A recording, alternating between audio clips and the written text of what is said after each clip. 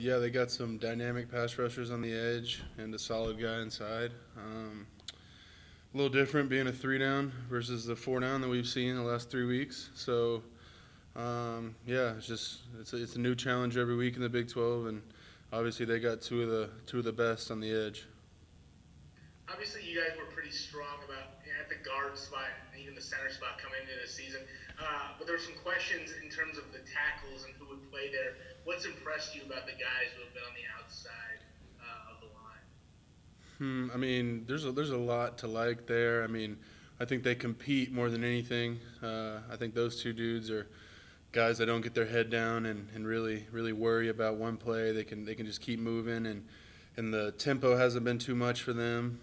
Just I mean, one guy coming from JUCO, one guy coming from the FBS level. They've really adapted well to the speed that we play and the type of guys we line up against. And last one for you for me. When Allen goes down and Henry comes into that huddle, how do you think he did? Kind of commanding that huddle as a quarterback, coming in kind of cold off the bench. Yeah, I think he did really well. I mean, Coach Yost gets those guys ready, and it's a system that they got going. And obviously, they're both in the same meetings together, getting the same calls. They know a lot of the same stuff. So, I mean, Allen's been at Tech for longer, but I mean, he's a guy that Henry's a guy that has been around Yost in this offense for a long time. So, I thought that he handled himself really well, and he didn't make us worry at all.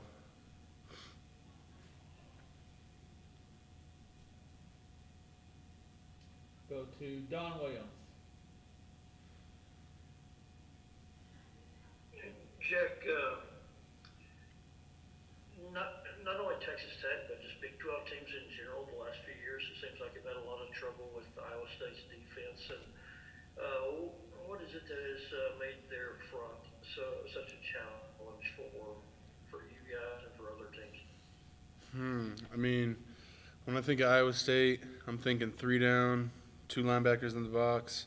I'm thinking they're dropping a lot, and I mean, more than anything, if we have three receivers out, they got four guys covering them. If we got two receivers out, they got three guys out there. It's just because of the three down front and the guys that they have rushing the passer on the edge, they obviously feel very confident in those two, really three, four that they got out there. So, I mean, they're just a defense that can run that three, still get pressure on the quarterback, and can drop eight. And, yeah, they've been successful doing that, so that's what really comes to mind. It seems like they do a good job of pre-snap. A lot of times it looks like you have numbers, to block and to run the football, but yet they're usually right up there first or second in the conference in run defense as well. What do they do that makes them so effective as a run defense unit? I mean, they make some little changes every year. So last year their linebackers played a little bit up further, and they came downhill a little bit more. And this year they're back about a yard, and they are not coming downhill as much. So it's a little different. But with that 3-2 box, it is something that teams are real excited about. Like, oh, we can run the ball, but then they can bring the safety down. They get a lot of corner pressures. They bring a lot of stuff from the field. There's just a lot of little nuances there that they have, and yeah, we're preparing for it. Going back to Saturday, the Kansas State game, what were the keys when y'all were running the ball so effectively up the middle with Xavier? What were y'all doing well at that point?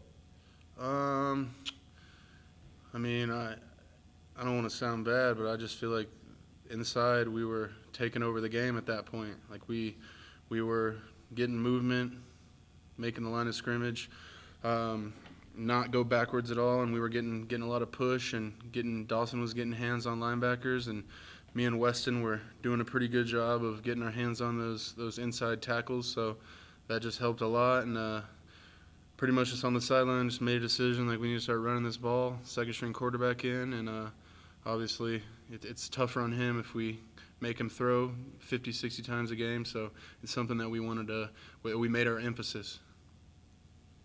Of course, y'all already knew what Roderick could do. What does it do for y'all as an offense when you see what Xavier can do, against a legit Big 12 opponent? Yeah, so we knew Roderick is a beast back there, and he can take carries on any down. But we also know that we got 3 or 4 that I think can go. I mean, Xavier, Taj, Chad. I mean, we got. I think those 4 right there are all guys that we trust, and we know they all can make the cut and make the safety miss, and that's what he did. Go to Carlos Silva. Jack, kind of going back to what Eric was asking, with you guys not giving up so many sacks this year and kind of the way, I guess, the current situation is with guys coming in and out due to either injury or being unavailable, what's made you guys so successful to be just so cohesive and be able to not allow sacks or just to kind of keep the quarterback clean so far? I mean, other than one-on-one matchups, I think with the 3 defenses that we saw week 1 through 3, there was a guy lined up on me every play and a guy lined up on Weston every play. So, I mean, it depends on where we're sliding Dawson in those 4 downs, if he's helping somebody. But I think I've had a lot of success just one-on-one, and so has Weston. And those tackles, just if they can get hands on and run guys by, and we can step up in the pocket, that helps a lot. But overall, I just think we've been protecting really well, communicating really well. Twist hasn't been something too tough for us this year. It's something that we've really made an emphasis on in practice, picking up twists. So, I mean, all those things, and getting rid of the ball fast helps, and having receivers that can get open also helps. So it's all a well-oiled machine, I'd say. Last one for me. In terms of the tight ends, I guess what have you kind of seen from them in terms of their blocking ability, kind of that second year in the system and kind of all that stuff? Yeah, we've been impressed with the tight ends, and they're a group that comes over there and runs a lot of drills with us and tries to be physical, and then they have an identity in that, and I think they bought into that, and especially a guy like Travis. He's a guy that's not afraid to go out there and put his hands on somebody, pancake someone after the play. Like he's a guy that'll set the tone, and that's something we've needed at that position. Go to Phil Mayer. Jack, Coach Wells said yesterday that you were playing your best football as a Red Raider. What's been key for you to sort of get going these last couple games? Key. I mean, I don't know. I think maybe just being more comfortable with the offense, getting another fall camp under me. I feel like I'm in good physical running shape, so I'm not out there tired like a lot of the time. First few games, normally you're pretty worn out getting back into that tempo, but I think I've done a good job adjusting to that, and yeah, no, that's good to hear though. All right, unless there's any other questions, let Jack go, and we'll go to Brady real quick. Sorry. Hey, Jack. Just a quick question. It's tough losing 2 games in a row, let alone close ones. How have you seen the team kind of respond and bounce back this week?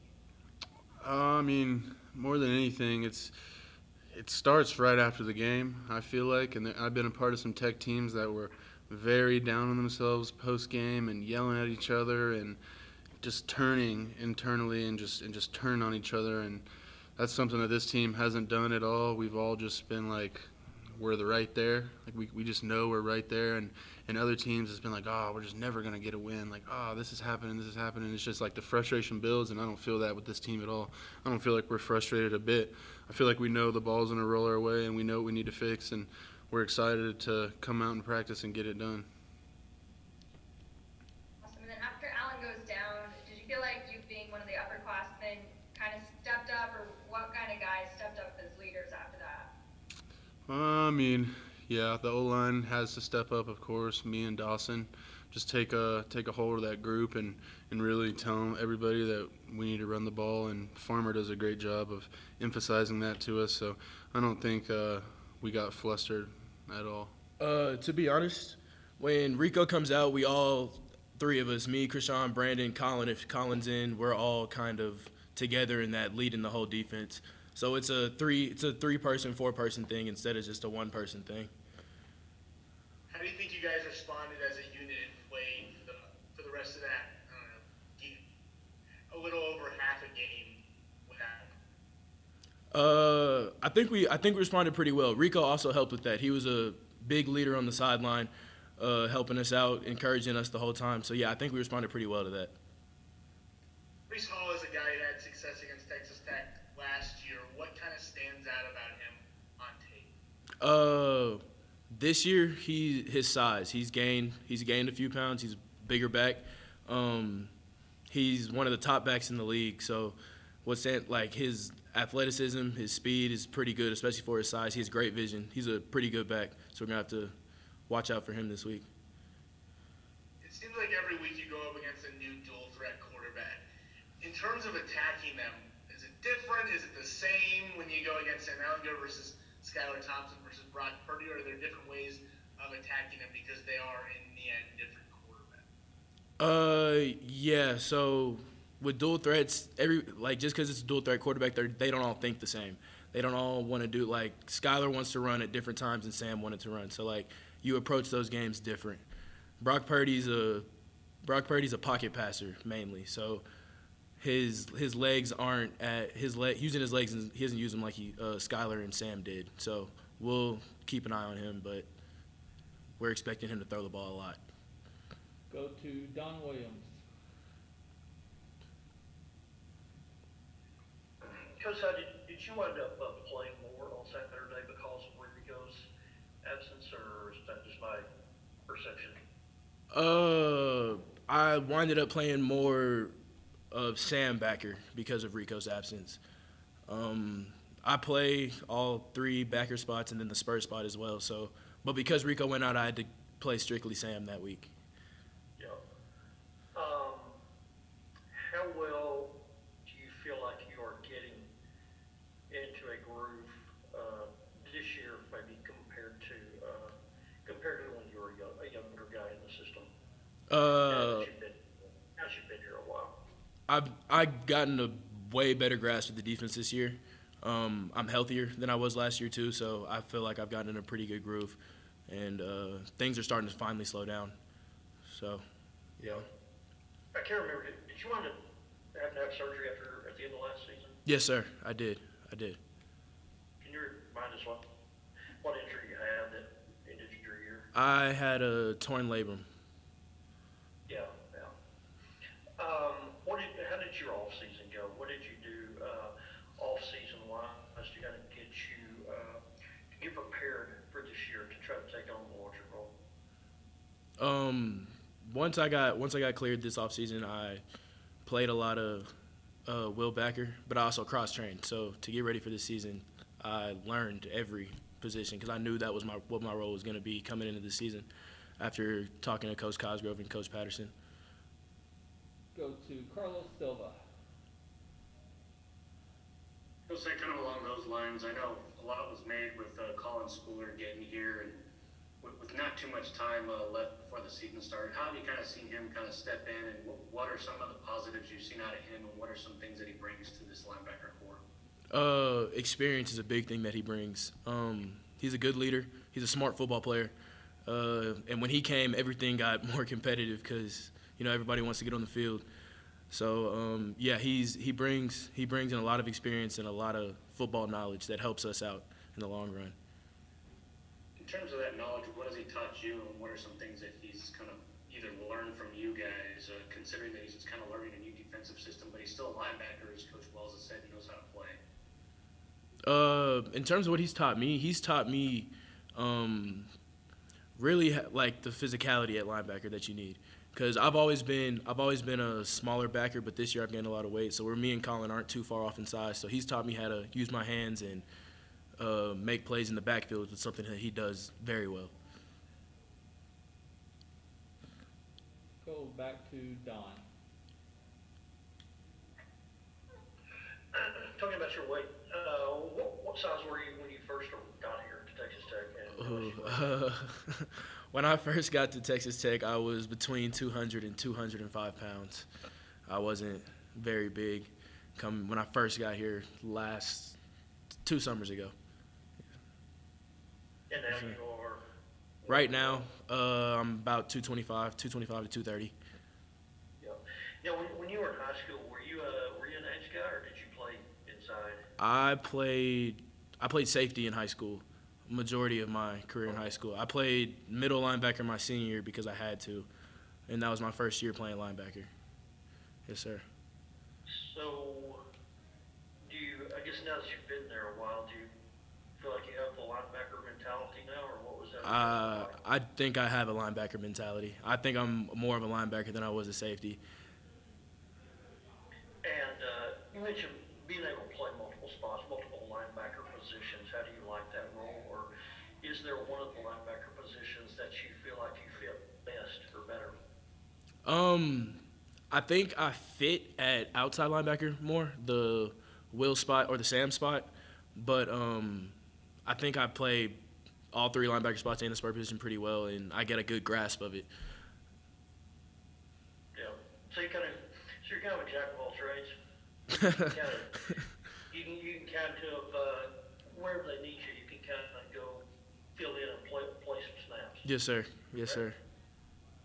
Yeah. I was also curious. I've never heard anyone else with your first name. Is there any interesting story behind Kosai? Not. Speak your name. My mom is a big fan of African culture. I'm not African, but my mom is a big fan of African culture, so she gave me the name Kosai Okoye. My middle name is Okoye, which means God's gift to the people.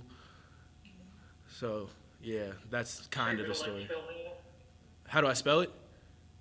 Not your middle name. You said Okoye. How is it spelled? Akhoi. I see. Yes, sir. Anyone ever ask you about being named Kosai? Yeah, I get that question a lot. Are you aware of anybody? Yeah, I get that question a lot. I don't know anybody else named Kosai, though. I've never heard somebody else named Kosai. In America, anyways. I know it's a pretty common name out in Africa. How do you like it?